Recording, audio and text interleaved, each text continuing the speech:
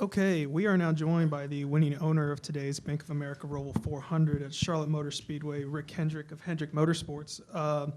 Mr. H, before we get into questions from the media and while you're here on behalf of the 5 cars win today, if you could briefly touch on what it means to have all 4 of your cars advance to the round of 8 and still be in contention for a championship this year. Well, you always talk about trying to get them in the round of 8, and we had our big kickoff, and that was our goal. But it's so hard to do in this sport, as you saw people today above and below and having problems. And I feel real good about advancing to the final 8 because the next 3 racetracks are really good for us. And so we just got to show up and do our job. But we were very fortunate today, and Kyle just set a blistering pace, and nice to get the win and get everybody locked in to the next round. Well said. Well, we'll begin opening it up for questions. We'll begin with Dustin Long up here in the front. We'll go right here. Dustin Long of NBC Sports.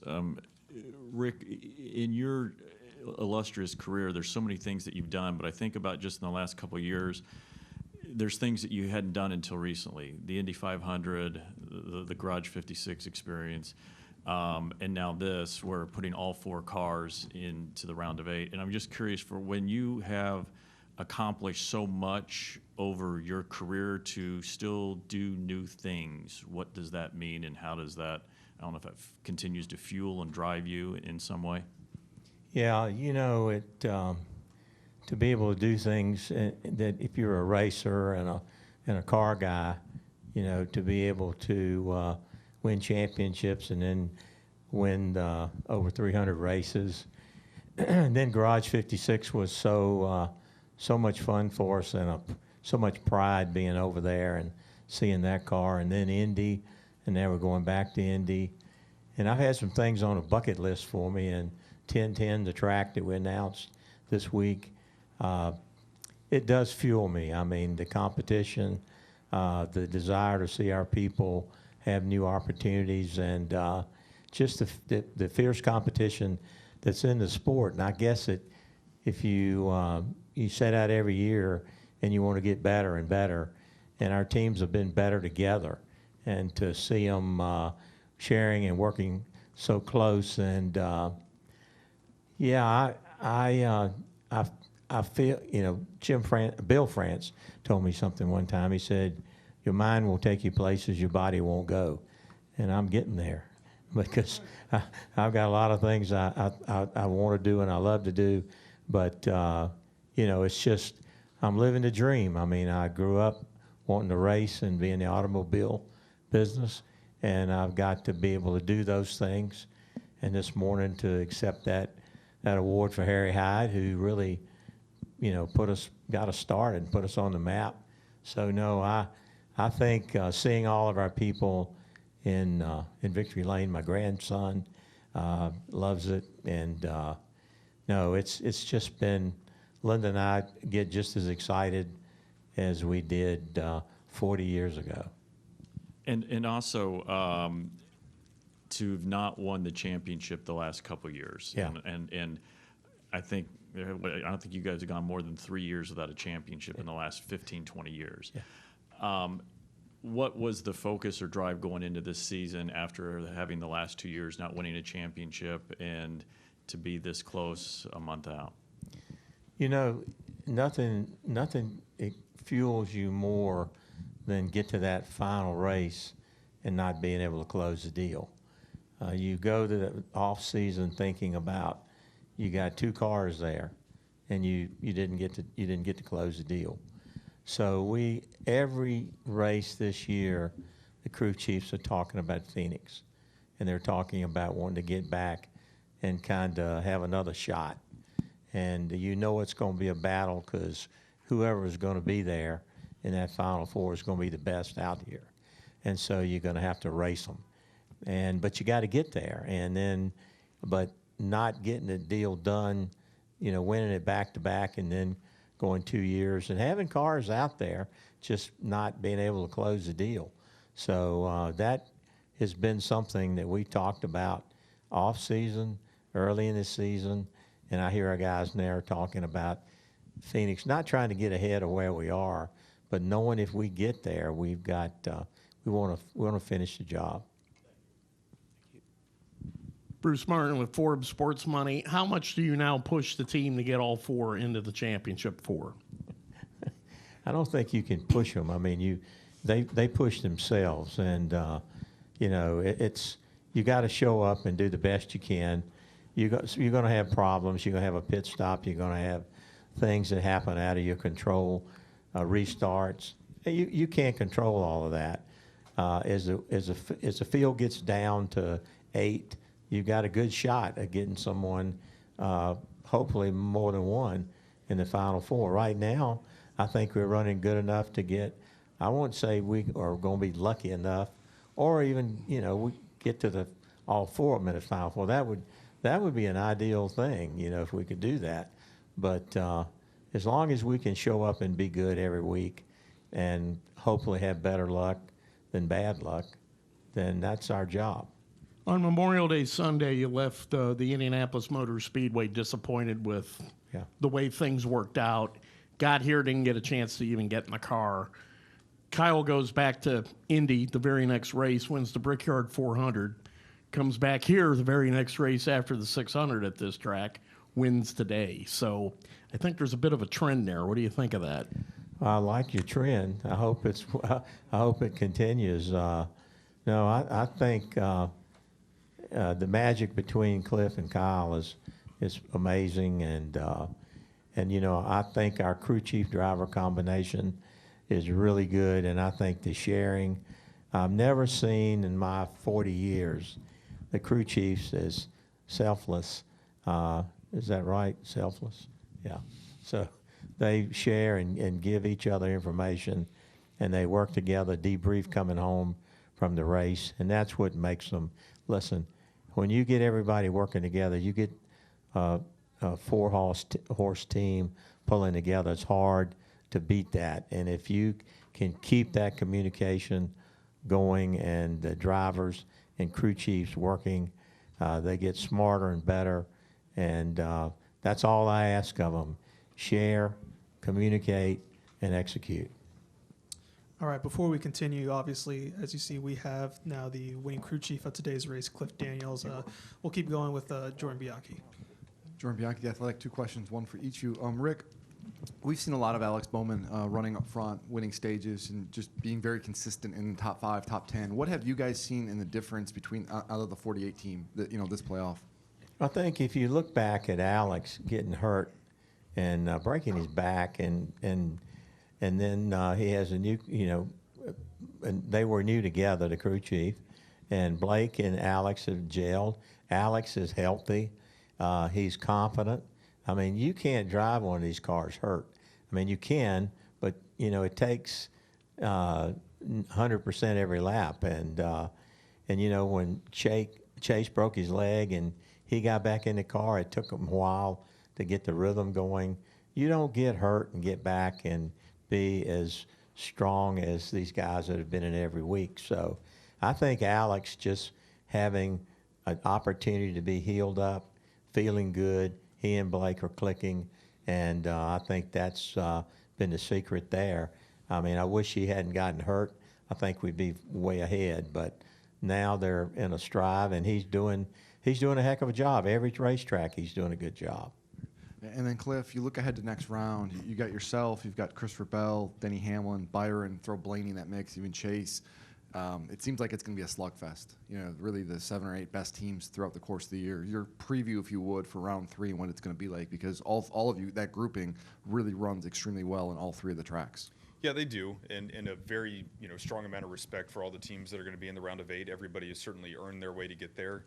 I think our number 1 competitor is ourselves, and I think if we do the things that we need to do, our team can execute. Kyle's been doing an amazing job, the pit crew, everybody that shops. So, yes, to your point, the competition is going to be there, and I think our mission is going to be probably to be as tunnel visioned as humanly possible to stay on our path and execute the things that we need to. For whatever reason, the opening race of each round this playoffs hasn't been very kind to us, and we, want to go to Vegas with a lot of confidence just in our recent run there. But we're going to have a healthy amount of respect for that race and really for all of them. Yes, we look forward to them. Yes, we think we have a good opportunity ahead of us, but it's going to take the little details to get it right and make sure we're where we need to be. All right, I believe we have some questions from the press box. Chris KnightCatchers.com. Hey, this question is for Rick Hendrick. Rick, I was just curious to follow up on Jordan's question. This is Alex Bowman's second appearance in the round of 8. But first with Ally, I was just wondering how important it is for him to be in the round of 8 and with Ally support. Well, Ally's a really good partner, and we want to see them do well as all of our sponsors. But, again, like I said before, I think Alex is healthy. Ally's been with us for years now. They take the whole car. We're good partners in the business world, in the automobile industry. So you want to take care of all your partners, and they've been a great one. And I'm just glad to see Alex in a position where he can show his talent, and he's healthy, and he's the crew chief of gelling. And so I'm happy for the team and for our sponsor. Hi, Jenna Fryer with the Associated Press. I was out there the other day, and you guys had a HAG leadership group where Cliff and Kyle and Jeff spoke about communication and how important it is in making that work. And I wanted both Cliff and Rick to discuss why the communication has been so successful from the very beginning with Kyle and the 5 team.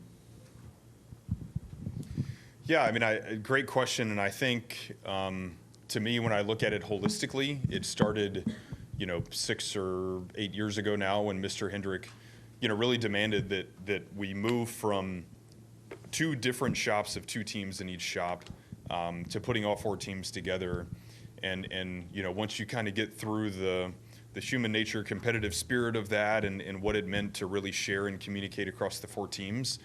And really understand that everyone was bought into knowing on principle that the 4 of us, banded together and working together, we're all going to be so much better that way.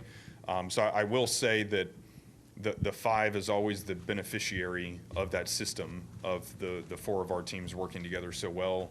I would like to think the other 3 are as well, and that starts with, Mr. Hendrick encouraging us and pushing us to go that direction. And then for us, just like any relationship, it always evolves.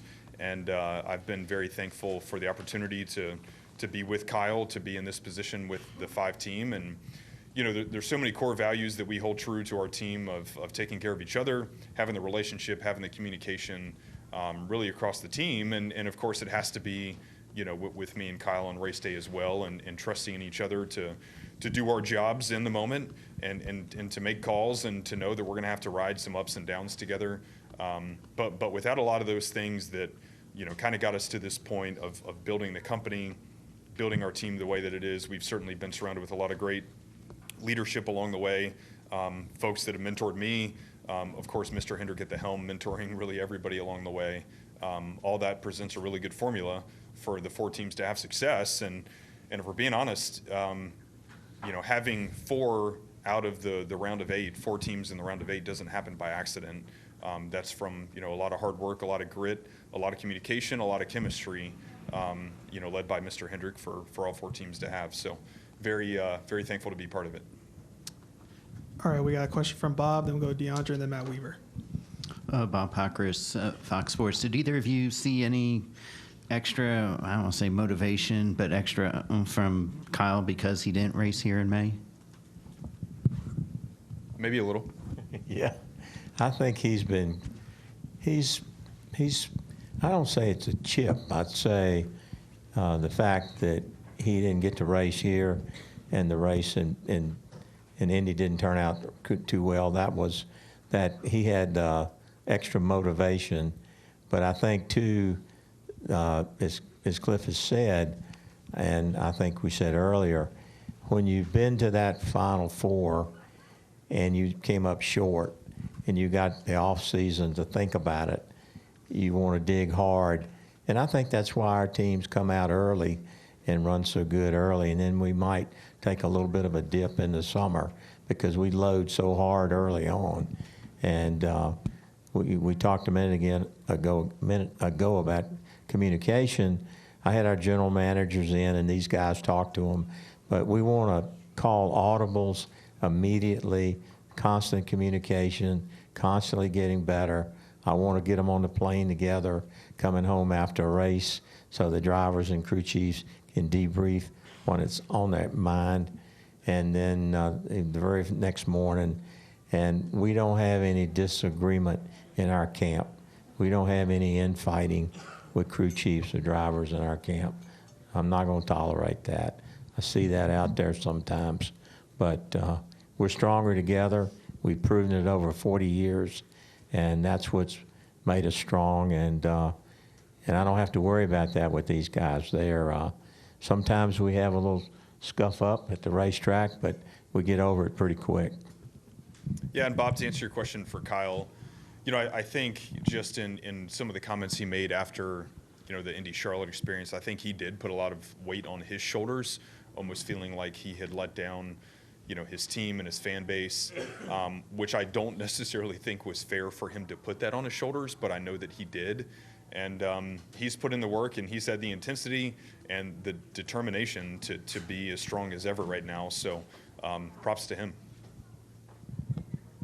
All right, we'll go to DeAndre up here next. Dr. DeAndre, buildingspeed.org. 2 questions for Cliff. The first one is, we know that Kyle is not big on the simulator. Did you have to twist his arm to get him to do the simulator for this race? And if so, how did you do it? So this was a complete opposite experience from anything we've ever had in a simulator. He was very determined to go in, and he wanted to learn the new track layout, wanted to get reps and find a rhythm. And knowing that sometimes he gets in there and he gets frustrated, I really didn't want him frustrated at himself coming into the weekend. So as we're in the simulator, and of course it goes that way at the beginning, he starts getting really mad at himself, and I keep screwing up and restarted. And I'm like, hey man, if we're good, like, we can just leave. It's okay. Let's go over to the racetrack today. We can walk the track. We can talk about it. Nope, I'm staying in. So in this case, I was the one trying to get him out of it, and he was the one who wanted to stay in. And what he wanted to get to with his, rhythm, with his muscle memory, was finding the cadence of hitting each corner, understanding the sim a little bit more. I don't know that would apply to every racetrack, and this racetrack is certainly unique, but he came in with a mission that day to the sim, and certainly it paid off. So proud of him. And my second question to you is, when you have such a dominant car and you've got such a lead, is it difficult for you on the pit box to stay engaged with the race? I mean, is your mind already starting to go towards Las Vegas and beyond? Zero. The whole race, we were, especially at the end of the race, knowing that with a big lead, there's inherently some punishment on your tires at that point. And if a caution comes out with 20 to go, 15, 10, 5, what does each one of those pit calls look like? And in that situation, they were all going to look different. So we had a lot of communication going on within our engineering core and all the guys around the pit box on the 5 of what we were going to do in that case. And then I was even more curious as to what our teammates were going to do. We had the 24 in 3rd. I think we had the 9 in 5th, and the 48 was 16th or so. I was kind of curious to get their temperature as well. So back to Mr. Hendrick's point, the 4 crew chiefs, we all just kind of had some open conversation about, hey, man, caution comes out now. What's everybody thinking? What are we going to do? So we could never get to a point of being comfortable. And one thing I will say, in 2021, we were going to win our 4th race in a row at Pocono. Took the white flag. Most people think when you take the white flag, the race is over. Blew a tire going into turn 3. Didn't win our 4th race in a row. So even when we take the white, no, I'm not comfortable. All right, we'll go to Matt Weaver here next, and then we'll go to Zach up front. Matt Weaver, Sports Not. One for Mr. H and then one for Mr. H and Cliff. We talked about the opportunity, the potential of having, all 4 make it to the Final 4. And I'm curious, is there even a part of you that even allows yourself to think about that and how cool that would be for your team and organization? I think about it, and I'd love to see it happen. I don't want to be greedy, but that's the plan. you know. But you just know along the way, you've just got to execute every week. But, you know, to having all 4 in the final 8, then that's the goal. That was the goal. We accomplished it. So now we just got to go out, win races in advance, and do the best we can. And, you know, I don't let myself think about the last race. I'm thinking about the next 3 races right now. And then for both of you guys, we in the industry and media, we made a lot of the course changes, turn 7, the front stretch chicane, and it seemed those were still hot spots, but it seemed like this was a more procedural race than I thought a lot of us thought it would be. What did you guys think of the configuration and layout? I like it. Make that 2. All right, we'll go to Zach up here. Zach Sterniolo, NASCAR.com. Cliff, for you, obviously you guys aren't putting the cart before the horse, but as you look ahead, how much effort is placed on Phoenix, understanding that, you know, Chevrolet went without leading a lap that day. I think you guys were around top 15, but I know what the goal is for you guys there. How far do you push the preparation for that, understanding that there's still 3 weeks before there? Phoenix for Hendrick Motorsports started the day after Phoenix a year ago, and I would say probably the same for Chevrolet as well. Very thankful to have such a core group and depth at the shop and with our partner at Chevrolet that, you know, it hurt last year to get beat for the championship. Obviously, the one car won the race, but Chevrolet and Hendrick Motorsports, we lost out for the championship. So the day after that race, we started coming up with plans, and those have continued to build. Specifically for us, you know, we know that this week we're going to prepare really hard on the race ahead of us and for the next 3 weeks ahead. But we've certainly been engaged in some of the conversations leading up to Phoenix prep, you know, Phoenix car, you know, details and setup details, strategy, all the things that have been, like I said, a year long in the making. All right, before we continue, obviously we now have the winning driver of today's Bank of America Roval 400, Kyle Larson, now with us. We'll go right into questions. We'll begin up here at camera and then keep going. Cameron Richardson, NASCAR.com. Cliff, my question's for you.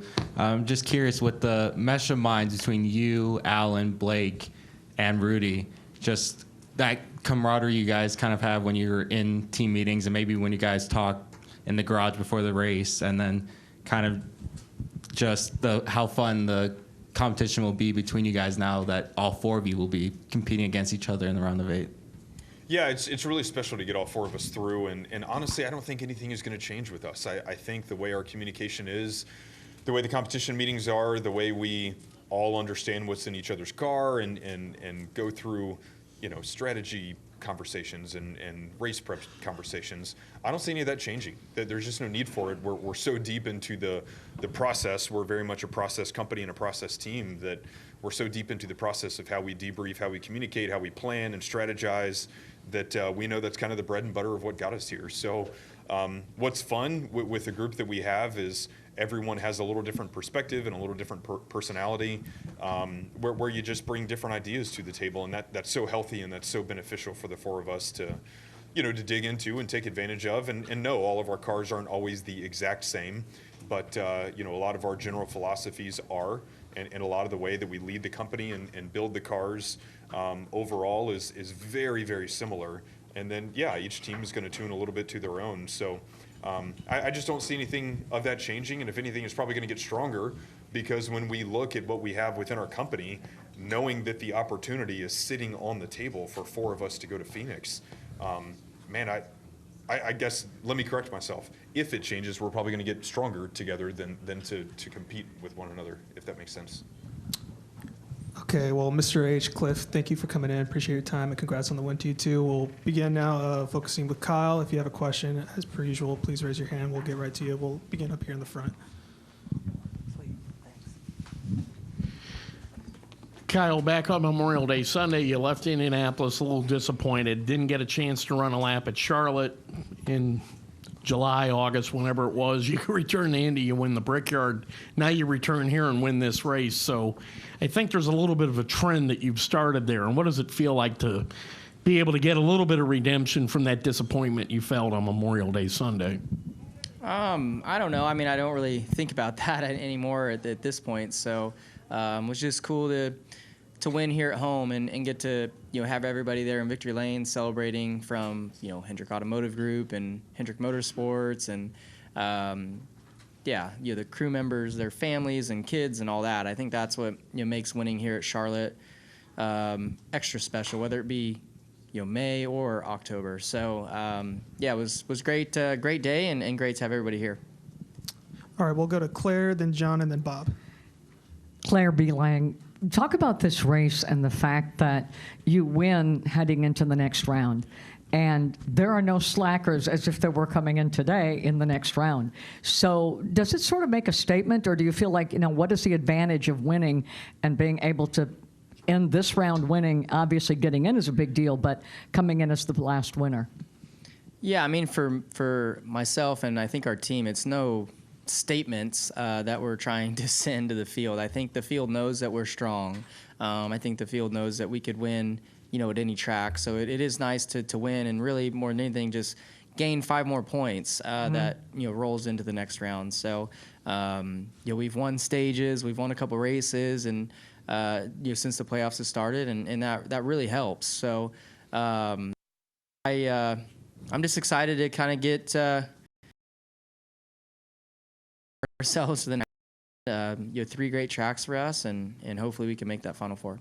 And Mr. H always runs a family-oriented place. We've been talking about that for years. But in Victory Lane, Jeff Andrews' baby, the tiny little baby holding up 4, can't believe already doing that. And your daughter, Audrey, and then Ivy Daniels, they were adorable in Victory Lane, shooting photos of the media with a little purple camera. What does it mean to you to have this whole family of people there? Yeah. Because you don't get to do that all the time. Yeah, no, I mean, obviously we're at home, right? Like Hendrick Motorsports is just 2 minutes away, and Hendrick Automotive Group is 20 minutes from here probably, maybe a little bit more. And all the families and mechanics and all that, a lot of them are here today. So it just makes it really great when you can win here. And everybody sacrifices so much time away from their families. So when they get to bring their wives and kids to the racetrack, and then you get lucky enough to win that day and get to have those photos and those memories forever, it's great. So it's always fun. For me, I get to have my kids at a lot of the races, but really, I think this is the only track that a lot of our team members get to bring their families. So, it's extra special when you can win here for sure. Go, John. John Newby, alt driver. So before the playoffs started, I asked the 16 drivers, is it possible to go on a Tony Stewart run, win 5 of the final 10 in the next-gen car? If I remember correctly, you're the only person who said yes. So now that you've got 2 in the first 6 races of the playoffs, how are you feeling about that opportunity? I don't know. I mean, I'd like to have 3 at this point because I feel like, maybe you could win a couple more. But, it's really tough. I think in the next gen era, it's just harder to win races in general.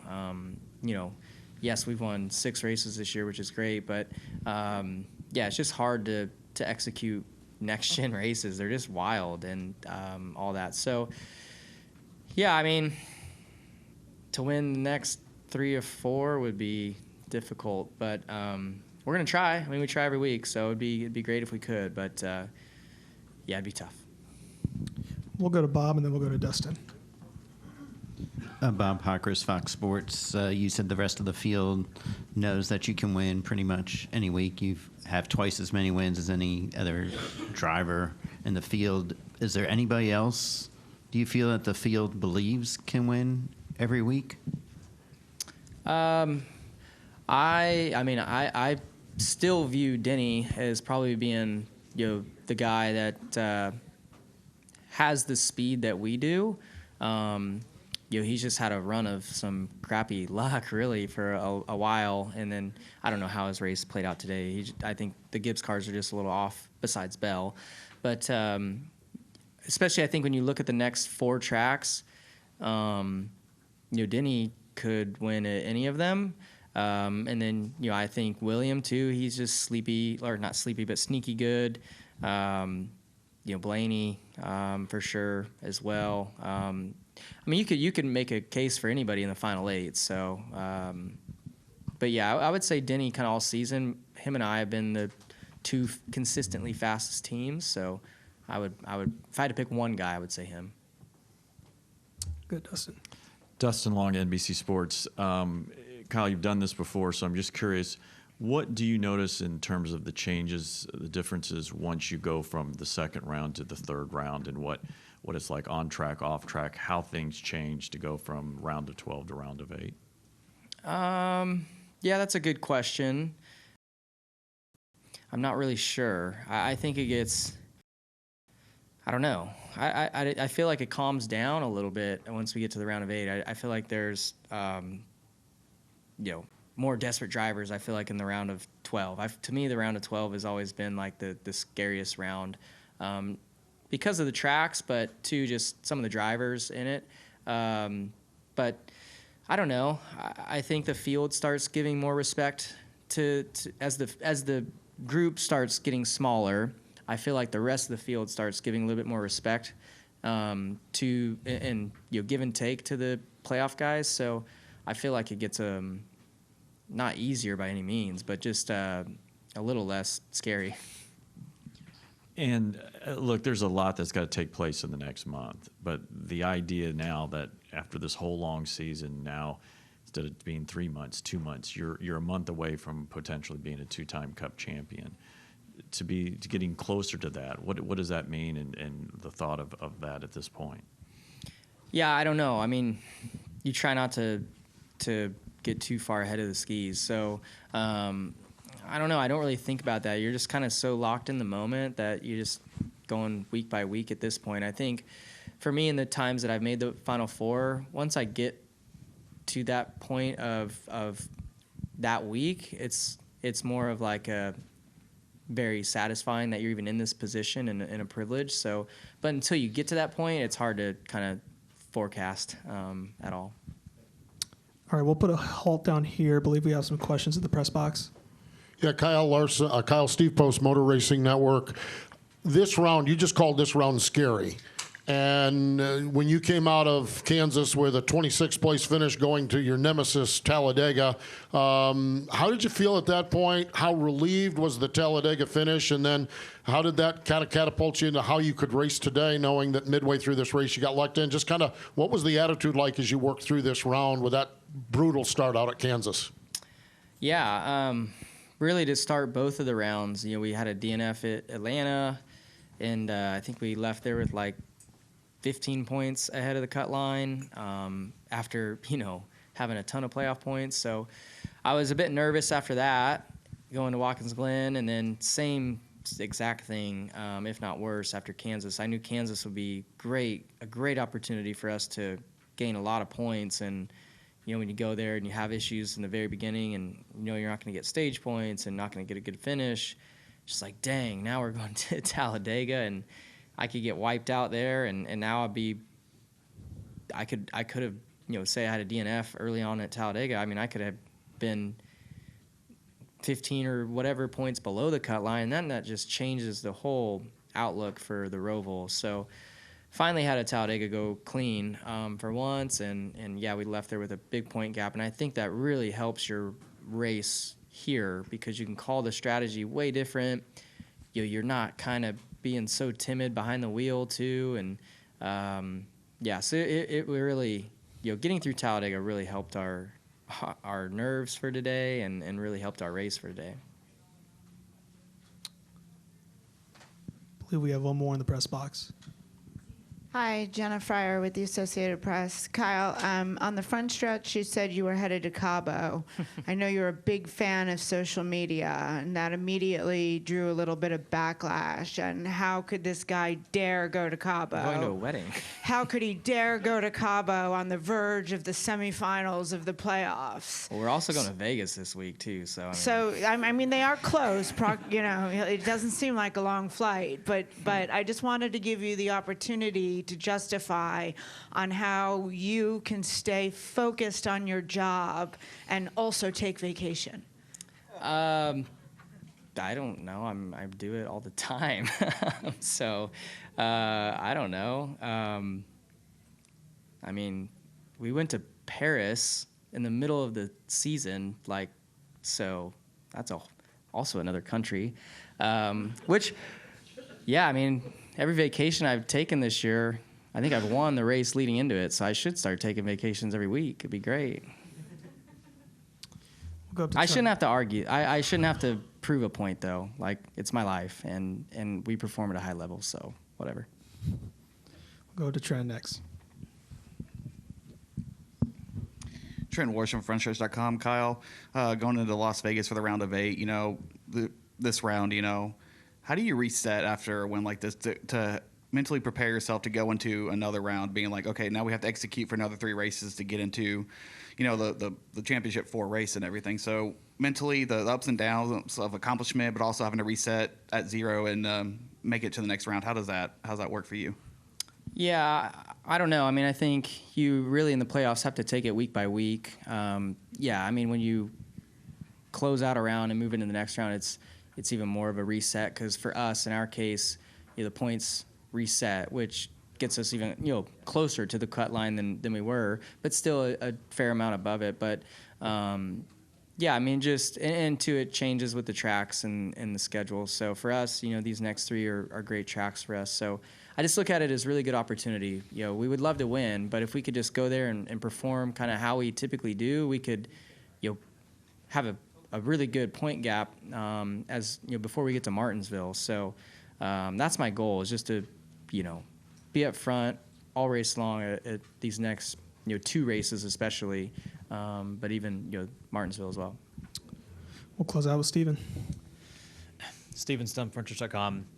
Kyle, during that final lap, you had to race Bell, but you guys had to go around Suarez as you were coming up to lap him. What was kind of navigating through that situation like, and were you kind of calm, like I'll get by eventually, or did you kind of feel like you had to push the issue and just get by as soon as you could? Yeah, I mean, I was catching Suarez a lot, and I knew, you know, he was going to get out of my way once I got there. I was really kind of hoping he wasn't going to get out of my way into the hairpin. I was hoping, you know, he would just kind of run his own normal hairpin and just kind of let me go on the straightaway. But yeah, I had to kind of close my corner off, and it's really slick over there. And then when you tighten your corner, it's hard to accelerate. So I was like, dang it, now Bell's probably going to be closer to me. But, you know, it worked out fine. So, yeah, it was just, it got a little closer than I wanted to be. But I had a comfortable enough gap that I knew once I caught Daniel, it would be okay. All right, well, Kyle, congrats on your win today and for moving on to the next round. Yep, thank you.